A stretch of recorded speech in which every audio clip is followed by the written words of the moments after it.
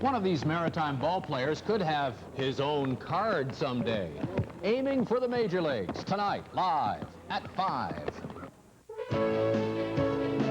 Now, from the ATV News Center at every city and town in the Maritimes, this is the ATV Evening News, live at 5. Hi, everybody, and welcome to Live at 5 for Wednesday, September 1st. I'm Nancy Regan. And I'm Paul Meunier, just back from Blue Jays training camp. No, they weren't looking at me, although I think I have a chance of getting rid of that older guy at first base. You know, I'm left-handed. That's important at first. Sure. But anyway, I was shooed out of there after I put together a story for tonight's show. Actually, there were some jokes flying around this newsroom today about your baseball abilities. I don't know. I don't know anything about it, Paul. We'll talk about this later, Nancy. Okay, sorry about that. Right now, here's a look at some of the stories our ATV reporters are working on for tonight's version of Live at 5. Starting a new business may be an option in the future for displaced fisheries workers. I'm Alex Vass in Moncton. Later on Live at 5, some tips on how to get started.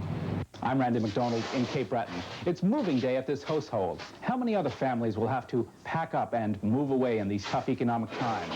The story coming up on Live at 5. Are universities becoming schools for the rich? I'm Laverne Stewart at UNV in Fredericton. We'll find out later.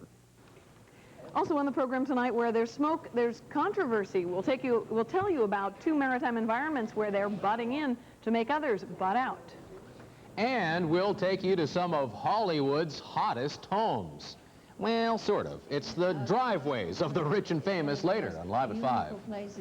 All this and much more ahead in the next hour. Before we get started, we'll tell you about what comes after that. Steve Murphy with the ATV Evening News at 6. Steve. Thank you, Nancy. Good afternoon, everybody. The Grand Old Lady of Halifax Hotels is going out of business, throwing 250 people out of work.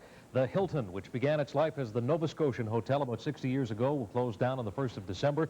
The hotel management says it's losing about $1 million a year. The owners say a decision to allow a casino on the premises, as proposed to government in a massive redevelopment project, might reverse the decision. We'll have details on this in reaction to the announcement today at 6 o'clock. Also coming up tonight, CP Rail will not be allowed to abandon the St. John to Sherbrooke rail line, at least not yet.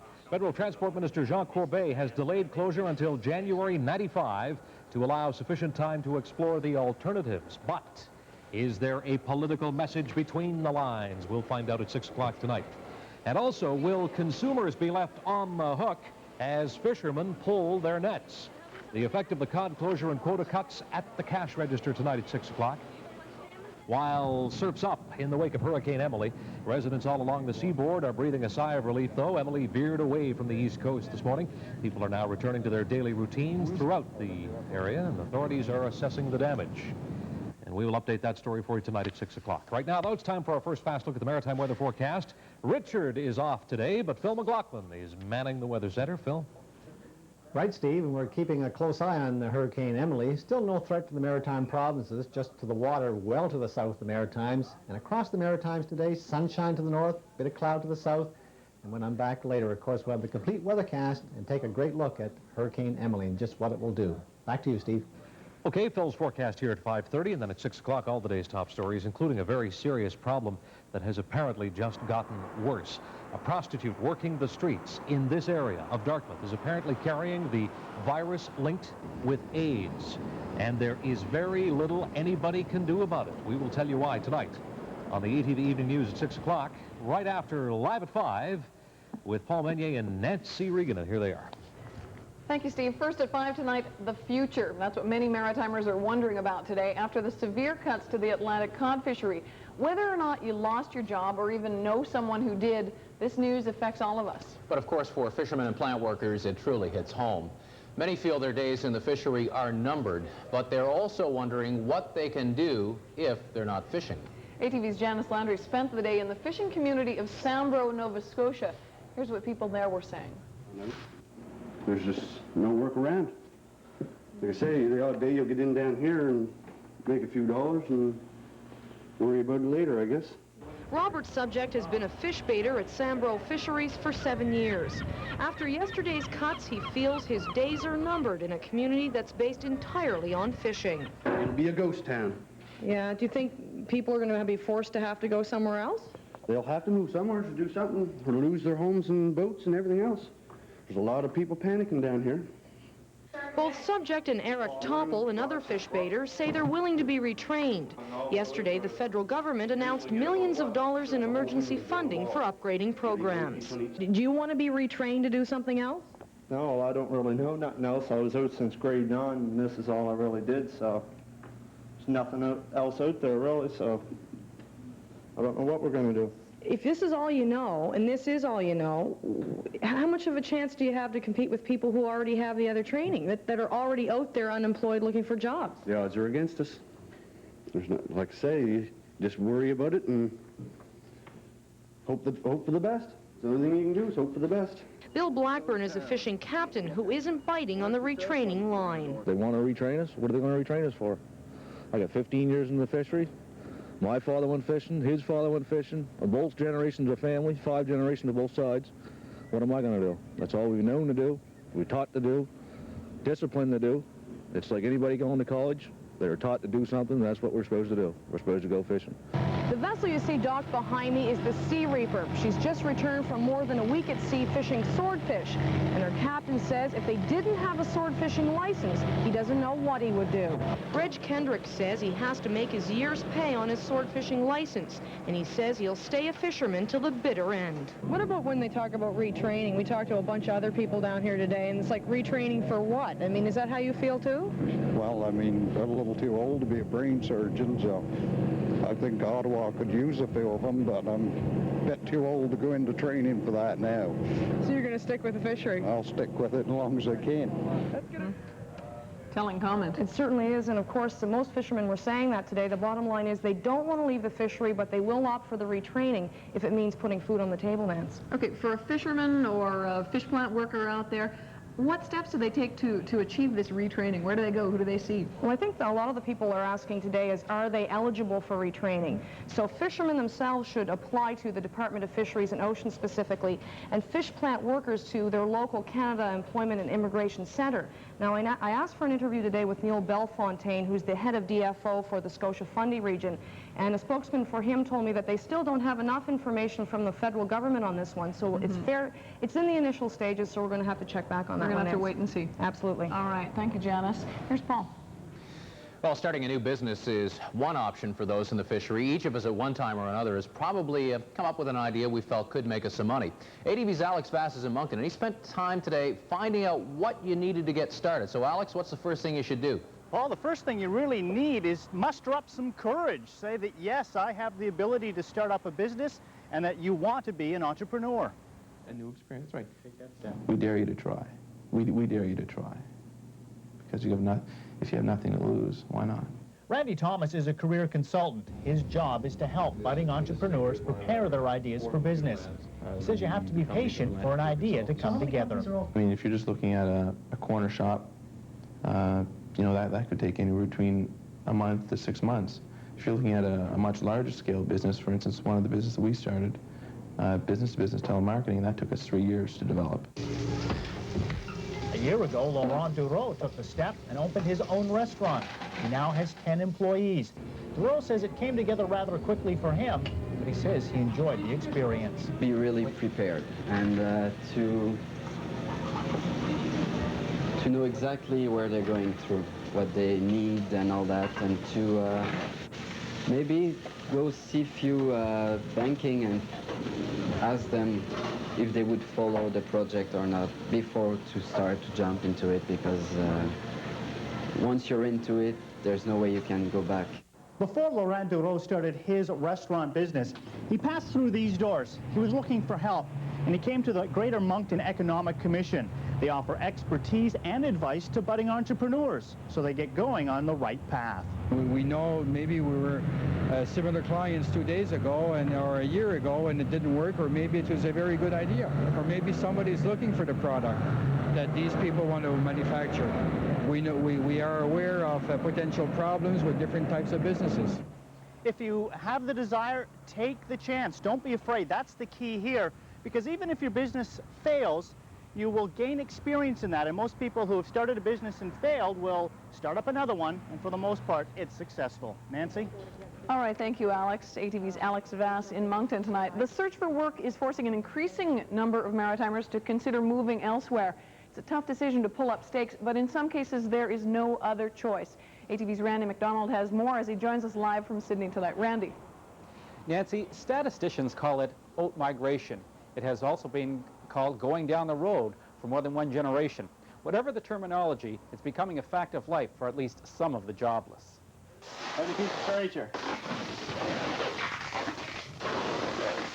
Packing up and moving away. It is a more common scene these days as the region's unemployed confront a grim reality that tough times have eliminated jobs that are just not going to come back. For those in the moving business, it means a lot of one-way traffic. There's a lot of people moving out, nobody moving in. Sean Corbett, who has been in the moving business 15 years, says there is one simple reason why people are getting out. Just no work at all. And it's just hard times down here. Deciding whether to pack up and move away involves some tough choices. There are many practical considerations. It's also very much an emotional issue. I got 3 kids, so the oldest is 12, so it's kind of hard just to get up and leave. Jobless auto mechanic Dale Best has plans to start his own business rather than seek his fortune elsewhere. It's home. It's well, I've got 2 brothers, or a brother and 2 sisters out in BC, and they're doing great, but I'd just rather stay here. I have a family, so I have to see if I can stick it out here, but if worse comes to worse, I have to move.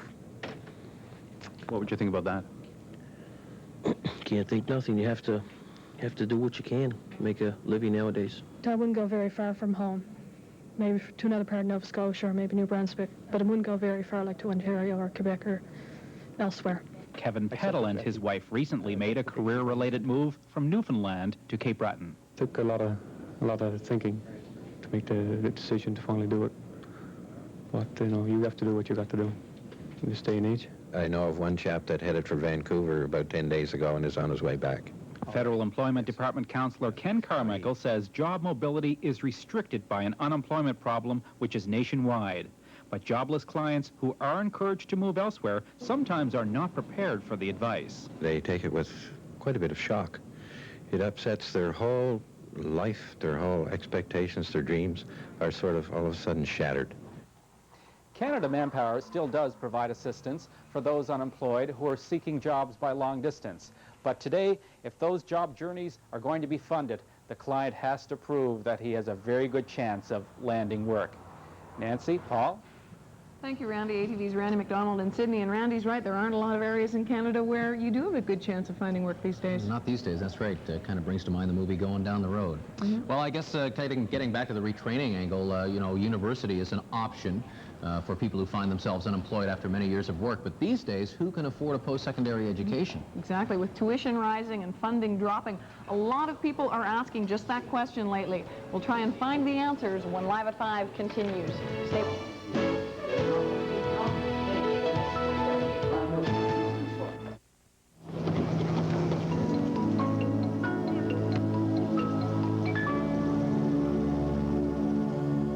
University campuses across the region are becoming a little more active these days as students head back to the classroom.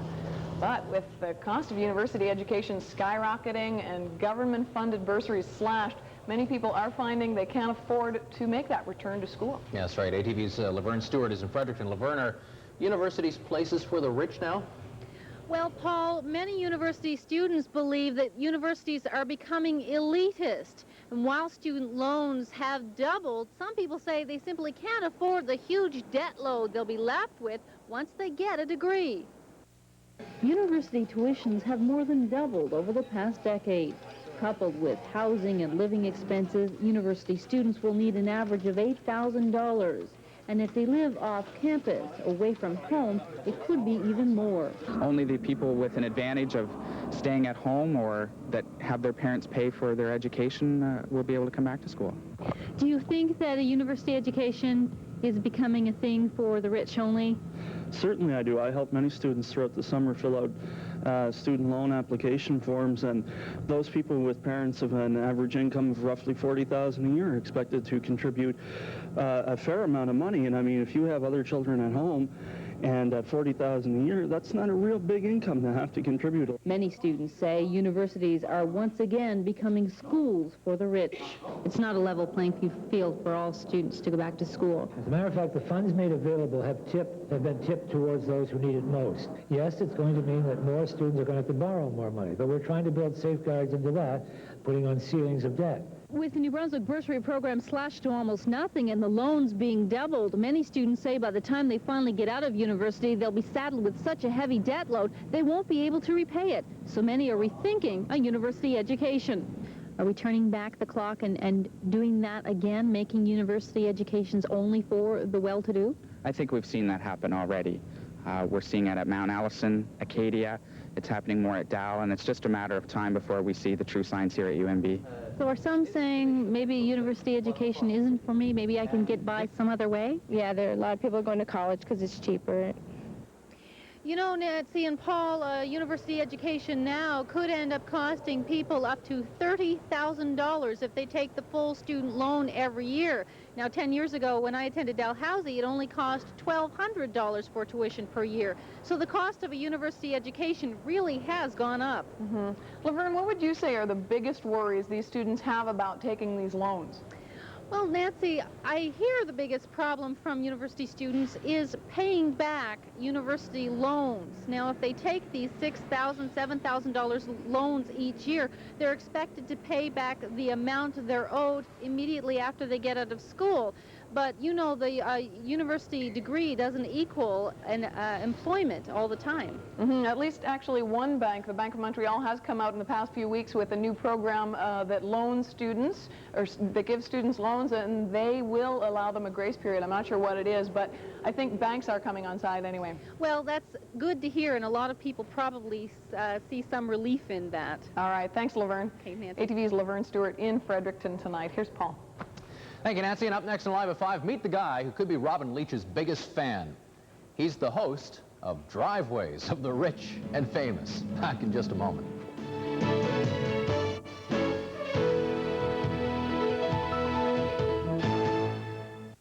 We don't want any money. No donations, no donations.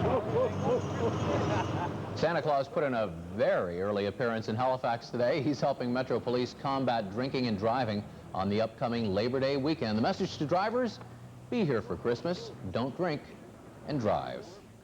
Now Nancy Regan feels like playing Santa. I guess it would be Mrs. Claus. Nance? I do. Thank you, Paul. Live at 5 is delighted to be giving away tickets for the upcoming Stompin' Tom Connors tour through the Maritimes. We are giving away 3 pair of tickets for each of his concerts. Tonight, we're giving you a chance to pick up a pair of tickets to the Charlottetown concert on Monday, September 13th at the Confederation Center. The number to call is 1-900-273-0070. I'm sorry, that's 1-900-273-0070. Keep in mind that each call costs 50 cents. We'll tell you as soon as we have our 3 winners for tonight's show, and we'll be giving away more tickets every night this week. Now we want to congratulate last night's winners of tickets to see Stompin' Tom in concert at the Rebecca Cohen in Halifax, September 10th at 8 p.m., and they are Leslie Young of Halifax, Laura Duffy of Dartmouth, and Cyril Singer of Enfield. Paul. Well, Nancy, it's a familiar sight in Hollywood and Beverly Hills, sidewalk vendors selling maps to the stars' homes. Now you can visit the stars' homes from the comfort of your own home, thanks to the hit public access cable TV show, Driveways of the Rich and Famous. Gloria Hillard has the story for us tonight. This is John Cunningham's beat, the streets where Jimmy Stewart, George Burns, Jack Nicholson live. He covers this territory with a camcorder and bicycle for his show, The Driveways of the Rich and Famous. But take heart, Robin Leach. Robin Leach is my mentor, really, but there's really nothing similar between our shows. Yes, while Robin takes us inside these gates, John files his celebrity exclusives outside them. My story isn't at all about what's inside there. It's more about what passes through here, trying to meet the average guy and how their lives have been affected or not affected by being around a celebrity. Have you ever given you a cigar? No. Well, you're giving us a nice Christmas. You're giving us a nice Christmas. Oh, give you a nice Christmas gift? Standing here where you see only driveway and fence, you really don't even see the house. That's a sign we're at a driveway of a big star. This is the driveway of Elizabeth Taylor's house. Cunningham has been here before. He's not met Miss Taylor, but she did send him her favorite recipe for his cooking corner. Featuring the best loved recipes of the stars and their neighbors. I have Shelley Winter's Neighbor's Rum Cake. I have Betty Davis's Doorman's Sloppy Joe's. George Burns's Gardener's Tacos. Standing here also works well because somewhere here in a tree you know that there's a surveillance camera and somebody's watching me, and sometimes I get great interviews on the intercom unit. Outside Hugh Hefner's Playboy Mansion, that unit is cleverly disguised as a pet rock. How long have you worked here for Hugh Hefner? 4 years. Cunningham, a self-proclaimed starstruck kind of guy, has himself become somewhat of a celebrity. Why, he's even on morning network news shows. I interviewed his next-door neighbor, Winston Miller, who's lived here for 34 years. How has my life changed? Well, people I haven't heard from in a long time are all calling me now, wanting something. It's funny how that works. Meanwhile, on another street, there's the house Aaron Spelling built. Is there a problem? They're always very rude at this house. But the neighbors are nice, although they've actually never met Aaron Spelling. So instead of saying hi to your neighbor, you say hi to the guy who's watching the surveillance camera. And the gardener. Maybe if these gates stayed open just a little bit longer, well, I guess the Spellings will just have to meet their neighbors on TV. Look what Garth and Wayne started, huh? That's right. You never know. We may see him in the Maritimes before long at your driveway. Well, turning to our milestones this evening. With a shovel in the wintertime. In the winter. In December, thank you.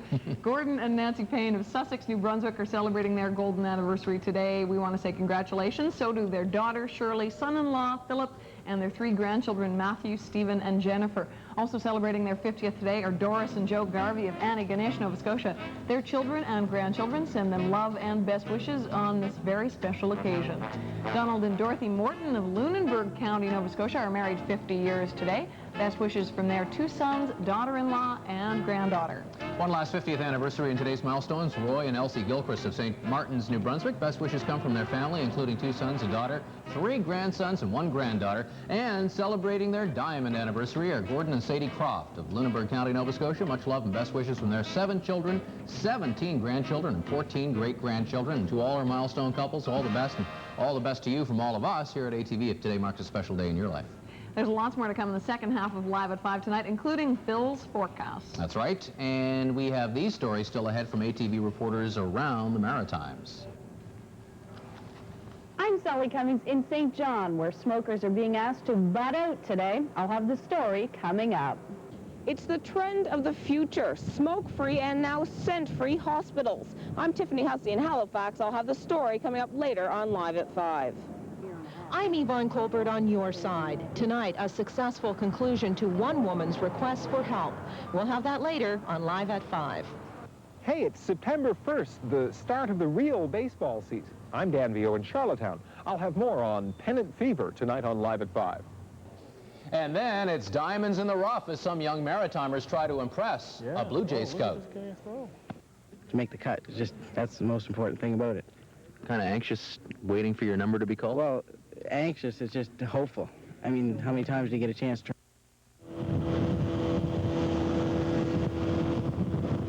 It was a little cloudy and cool, but still a great day to be out on the water. Jim McNevin took us out for a ride today on Charlottetown Harbor. Jim just can't stay off the water. He just landed apparently from a tour of duty with the Coast Guard this morning, and hey, he was back out in his own boat this afternoon. Couldn't get his land legs back, I guess. Whoa. Got my sea legs, fine. Anyway, wouldn't want to be out in the water further down the Atlantic coast, of course, where Hurricane Emily has blown through, and she's still out there churning around somewhere. Standing by, Phil McLaughlin, in for Richard Zorski, who's off today. Phil, where's Emily right now?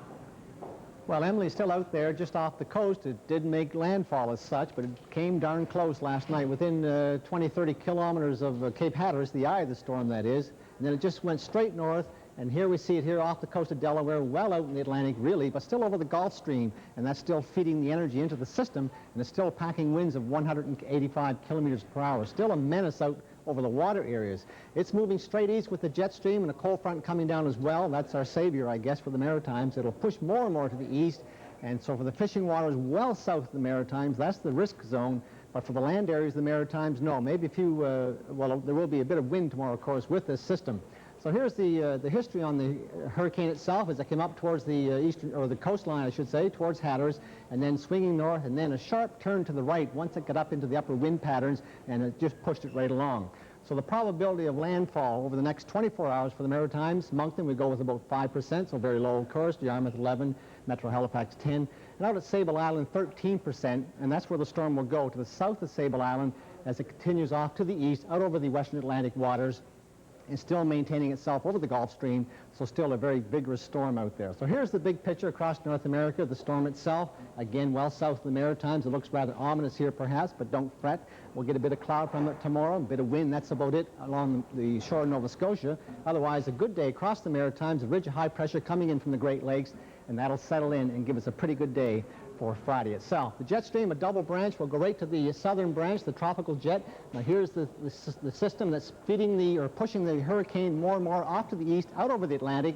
So this is the strong wind pattern. That's what saved us really, and that's keeping the hurricane suppressed and booting it right along out over the waters of the Atlantic Ocean and keeping well away from the maritime region. So tomorrow's temperature profile, still a pretty good day temperature-wise through the Maritimes tomorrow, just a few degrees above normal actually, and all through here in the east, so a pretty good day with the temperatures, and going into the upcoming holiday weekend as well, still not too bad around that 20-degree mark as an average number for daytime highs as we go into the Labor Day weekend. I'm waiting for the next map to come up here. Here we go. So today's weather map, we put the front well off to the coast, taking the showers out tonight, and here's a ridge of high pressure coming in, and that will dominate tomorrow for the weather across the Maritimes. A great day, and the hurricane itself, again, staying to the south. Do not worry about Hurricane Emily in the Maritimes. Trust me. Back to you, Nancy. I trust you. Thank you, Phil. Smokers in St. John were asked to butt out today. A new city bylaw went into effect regulating smoking in public places. ATV's Sally Cummings is standing by live in St. John tonight, where the new legislation is being met with mixed reviews. Sally. Well, the new legislation, some bar owners and restaurant owners say that this legislation has been rammed down their throats. Now, other people are saying that the ban doesn't go far enough. Callahan's Sports Bar is a favorite spot for St. John smokers to have a puff. The owner fears the city's new smoking bylaw will force her customers right on the street. We're in a position right now in this city where if you are a smoker, you can smoke in your home, in your car, or out on the sidewalk. That's it. The new bylaw bans smoking in public areas like stores, malls, and apartment buildings.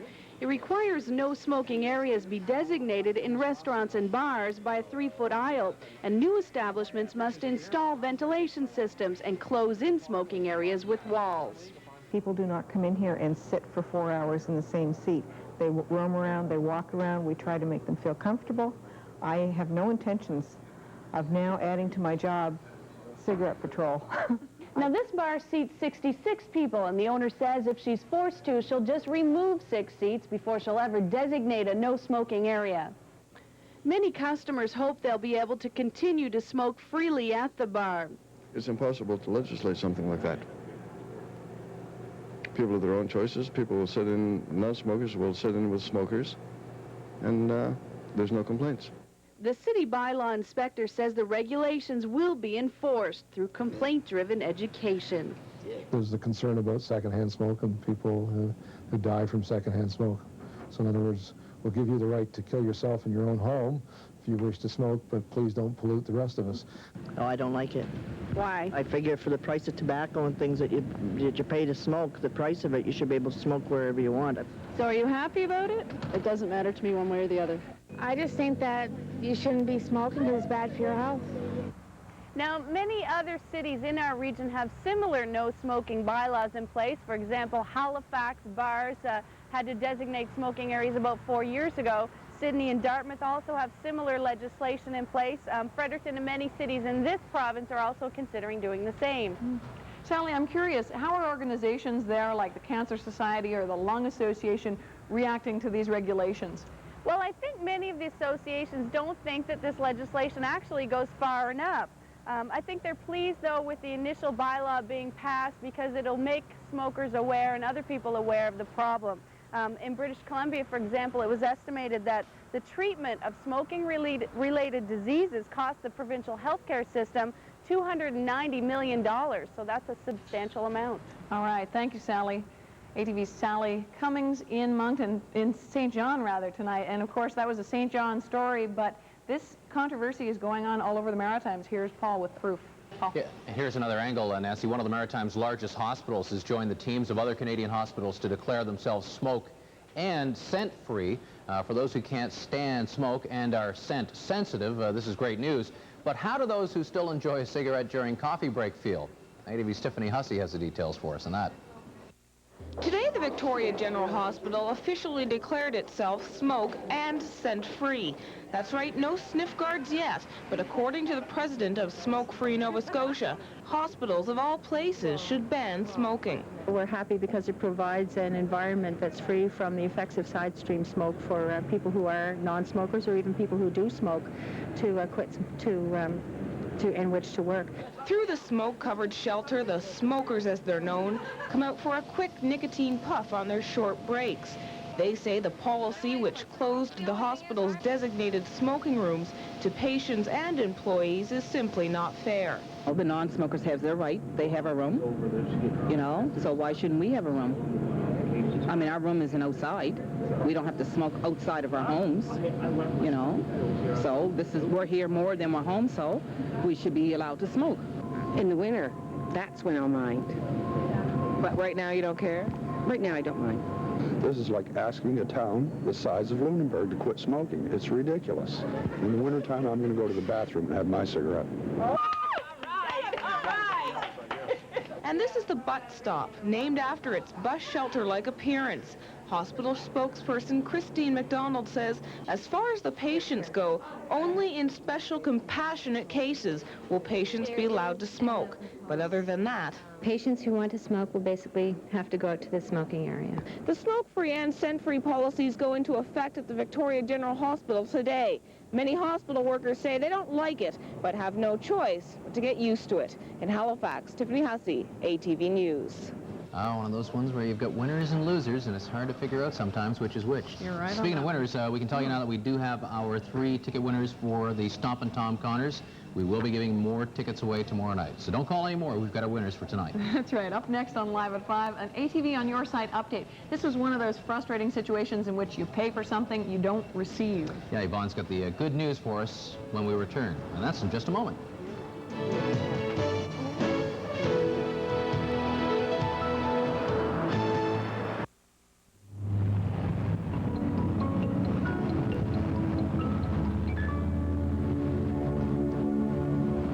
This was Moncton a little earlier today, where Jack Newlands and Luke Melanson were putting up some new vinyl on a building in downtown Moncton. And from those gentlemen who cover things up to somebody who uncovers things and cuts through red tape, ATV's on your side with Yvonne Colbert. And an update tonight on a story we've been following since June. That's right, Paul. Well, tonight we close the book on a story about a senior citizen and her windows, but not the company that she was dealing with. Mrs. Ruby McDonald's problem started in the fall of 1991. The Halifax resident paid $1,600 to Jude Distributors and its president, Jerry Poisson, on October 11th, 91, to have the 3 windows on the second story of her home replaced.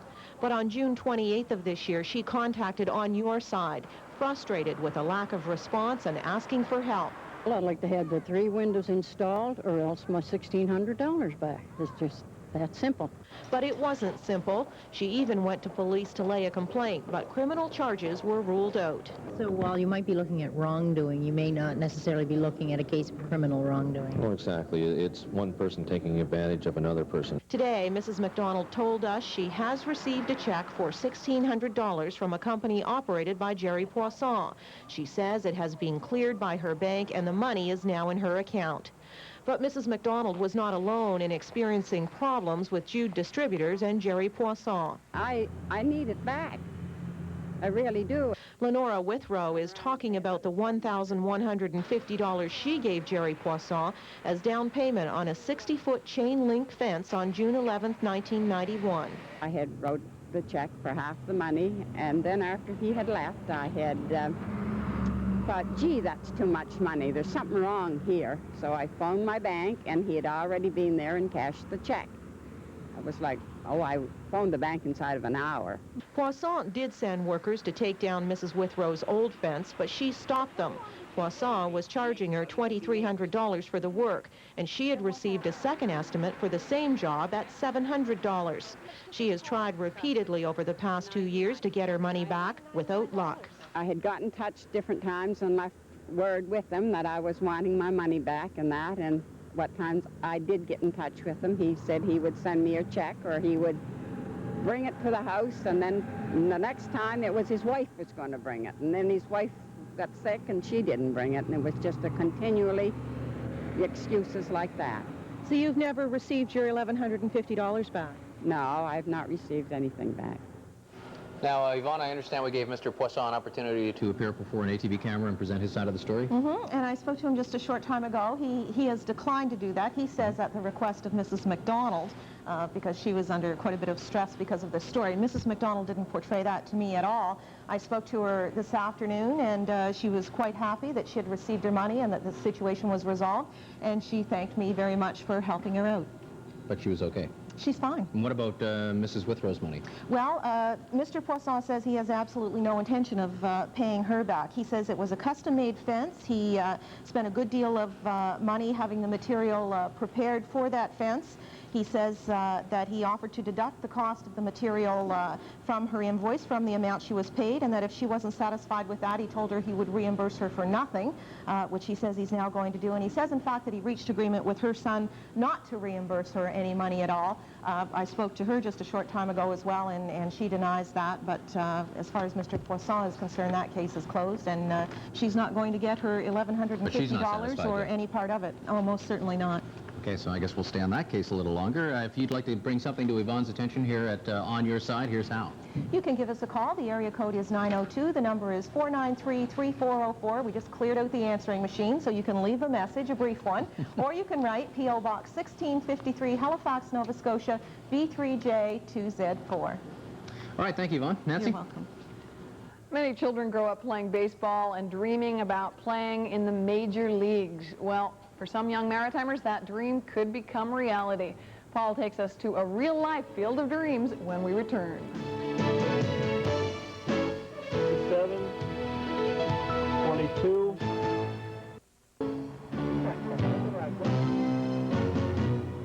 It was a happy trio indeed that teed off in St. John this afternoon. Glad because the rain finally let up. We hope they had a good round today.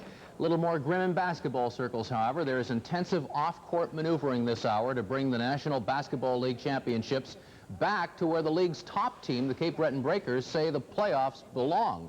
The NBL says the Breakers' debts, coupled with lackluster attendance in Sydney, prompted a league decision to stage the entire 5-game playoff between the Breakers and the Slam in Saskatoon, where the Slam draws big crowds. The Breakers and their fans are outraged. Today, the team said it has new investors to clear up its money troubles and bring the last 3 scheduled playoff games back to Sydney next week. The Breakers say if there is no agreement, its team will not go on the court for tonight's first playoff game in Saskatoon. Jonathan Gravener will tell you what happens there on the ATV Late News at 12:30 tonight. Nancy? Thank you, Paul. Baseball fans, real baseball fans that is, know that the Blue Jays are up 1.5 games over the Yankees thanks to their extra innings win last night. Actually, it was this morning, our time. But for those of us who just got excited about baseball last fall when the Jays went into the World Series, the season is really just getting going. There are about 30 games or so left before the playoffs, and it's a close race. As ATV's Dan Vio discovered today, lots of Maritimers are getting pennant fever. There are Jays jerseys, Jays hats, Roberto Alomar and John Olerud cards, and lots of people clicking into baseball this month. Blue Jays all the way to the World Series again. Jays are still neck and neck with the Yankees, so I figure once it's pretty much assured they're going into the playoffs, I think things will probably really go crazy. This is the heat of it. All the trades, final trades were made as of midnight last night, and now certain teams be trying to pick up the ace relievers or pitchers or hitters to see if they can win a pennant coming down the stretch. I thought that they had lost last night. I wasn't sure. What happened? I fell asleep. They were playing so late, I fell asleep watching the game. What do you think? Do you think they're going to be able to do it this year? I don't think so. I'd say they might be able to pull it out. Expos are only 9.5 games out. They can come back. Yeah? Got a young team, yes. Well, you think it'd be the Jays and the Expos in the final? I wouldn't go that far. People can have a tendency to jump in the bandwagon. My boy, Toronto has been a big seller for a couple of years now anyway. But baseball fever isn't just in the typical places. It's all over. There are even moms getting involved. Well, at least sort of. But are you going to be watching this month? Not me. No? No. I don't do baseball. Do you think the Blue Jays are going to win this year? You're paying attention to... No, I just My father watches it. Uh-huh. They're a game and a half ahead at this point, but there's like 30 games to go. There's like 30 games to go. Uh-huh. I usually don't watch it until like the last couple of games. Do you think the Jays will do it? I don't know. They're not as good as they were last year, I don't think. I'm a devoted Dodger myself, a National Leaguer, and I think Atlanta, I'd like to see Atlanta and the Blue Jays back again this year. In Charlottetown, Danville, ATV News. Not this year. Well, I love baseball at this time of year, but the closest many of us get to Major League Baseball is, of course, watching television. That's right.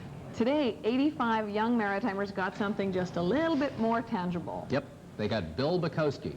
He's a former Canadian Olympian, now the Toronto Blue Jays Assistant Director of Scouting. He was holding a camp today in Bible Hill, Nova Scotia. I went out to watch. 85 kids, aged 13 to 20, hoping to make an impression. So what are you hoping to show the guy? Oh, fastball and curveball. All the good stuff. All ran a 60-yard dash and threw from the outfield. Then... Okay, can we get everybody over here for a second? You know, we've got various ages here and varying experience here. So what we're going to do, we've got to make a few cuts. So we'll send some of you guys home. We certainly appreciate you coming out, and we see a lot of potential. And, you know, everybody here has got to practice a little bit more, obviously. That goes without saying. What was it like hearing the numbers called out? It was exciting, just to be called, like, to make a tryout for the Blue Jays, to make the cut. It's just, that's the most important thing about it. Kind of anxious, waiting for your number to be called? Well, anxious, it's just hopeful. I mean, how many times do you get a chance to try out for the Blue Jays in your life? It's just a lot of nerves. I'm a nervous guy. I'm nervous now. I never thought my name would be called because they left me out before. They always leave me out. So you've been in one of these before? Yeah. So, I mean, you're making improvement? I think so, from last time. It's an integral part of the game, the old rain delay. Just kind of waiting for the skies to clear a little bit here in Bible Hill. The weather wouldn't cooperate, but Bill forged ahead anyway. Or like that. Yeah, okay. All right, let's see the first way. This way? Yeah. Well, hang on now. No pressure on this finger. It's all on this finger. That's just resting. In fact, you don't even have to have it on the ball. The players get a few tips, but are not given a grade. We really don't like to tip our hand in anything because, you know, they are kids first and foremost, and you know, we just want them to relax and have fun, and they might not be able to do so if we start filling their heads with all sorts of grandiose thoughts. So. Yeah. And the kids are realistic. What are your hopes of, you know, making it to pro ball? Probably slim to none. You have to be spectacular. You have to be incredible. You have to be able to, you know, throw 90 and you're about 14. Making a Major League Baseball team, your chances are probably better at winning the lottery. However, there are more doors opening for Canadians and for Nova Scotians, and we want to make sure that each athlete who is interested gets that opportunity. This is exciting stuff, but I'm curious, is it difficult for him to judge a player's talent in just a day or a few hours? Well, there's a rub. A guy like Bill Bukowski has a trained eye. He's looking for, you know, obviously size like strength, speed, certain fundamental skills, but he's also able to see things, you know, diamonds in the rough. That's what they're called. You know, when each kid shows up at a camp, they get a card. They have to give their name, their age, parents' address, school that they're going to, and the scout makes a couple of notes on that card. He hands them over to the associate scout. That's Grant McDonald in this case, who handles Nova Scotia, and they'll actually watch those kids play in tournaments around the Maritimes, keep an eye on them. And Bill Bukowski's only been doing this a year. He started last September, already seen 2,000 kids across the country. He's got a stack of cards that high in his desk. He's putting them into the computer all the time. Hey, draft kids out of high school these days. Great stuff. You got to find kids when they're young. Those cards mean the pressure doesn't let up after today. You got it. Stay on top of your game, guys. We're back with more Live at 5 in just a moment, including ATV's Wednesday night primetime lineup and Phil's forecast. We'll be right back.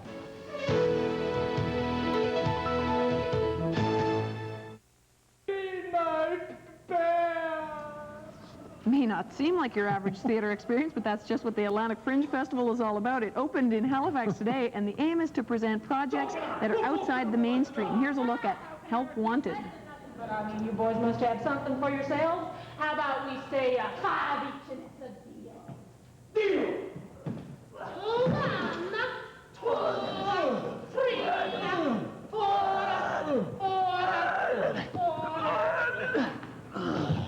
how I do push-ups. Help wanted, huh? Well, we needed a little help with the weather out in Bible Hill, Nova Scotia today. We didn't get any, but Phil did shine on those guys in New Brunswick who were playing golf. So one for them and not one for us, huh, Phil? What can you do for us tomorrow? Well, tomorrow will be even better. Plenty of sunshine across much of the Maritimes, exception being Nova Scotia, and that's perhaps even in Nova Scotia. Partly sunny, I'll say. An update on Hurricane Emily just before 6 p.m. Its position is just about 300 kilometers to the south of Cape Cod. It's moving off to the east-northeast at about 28 kilometers per hour, and with that motion, forward motion, is traversing the Gulf Stream, and that's feeding the hurricane with the energy. So it will continue to be very, very powerful for the next 24 hours, and then it'll gradually fade out and become a tropical storm by, I would think, late Friday type of thing. So wake-up weather tomorrow, most areas sunshine, some cloud across Nova Scotia, wake-up temperature around 10, a little cooler than New Brunswick, single digits, and as the day wears on, more and more sunshine, quite nice temperature-wise into the low 20s, and here's this cloud cover just persisting along the coast of Nova Scotia, sort of the very northern fringe of the hurricane, but don't worry about the hurricane at all. A brisk easterly wind, and that's about it. Back to you, guys. No worries here, Phil. No worries when you're watching ATV Primetime. It's a good one tonight, too. At 6:30, it's Full House, followed by Murphy Brown at 7. Then we have Home Improvement at 7:30. Trouble with Larry. Remember, premiered last week? Back again tonight with episode number 2. That's at 8. And then at 8:30, Born to the Stars. It's a tribute to Canada's first female astronaut, Dr. Roberta Bondar, an emotional voyage from childhood dreams to the ultimate triumph aboard the space shuttle. Neon Riders on at 9, and then we've got Major League Baseball. Those kids will be watching Expos at Colorado.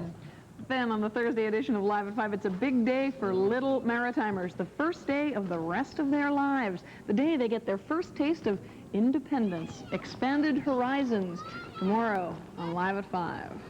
And that's it for the midweek edition of Live at 5. Hope you'll join us here tomorrow night, same time. Now the ATV Evening News continues with Steve Murphy and the ATV Evening News at 6 o'clock. Steve? Thank you, Paul. Tonight, a grand old lady checks out. Why there's no future for a hotel with a long history. Also, tonight, the train gets back on track for now. It's just an election ploy, that's all it is. Simple as that. And on the street, a serious problem gets even worse. There's diseases left and right with these girls, but HIV or HIV positive, that's enough to scare anybody. Now, from the #1 news team in Atlantic Canada, the ATV Evening News.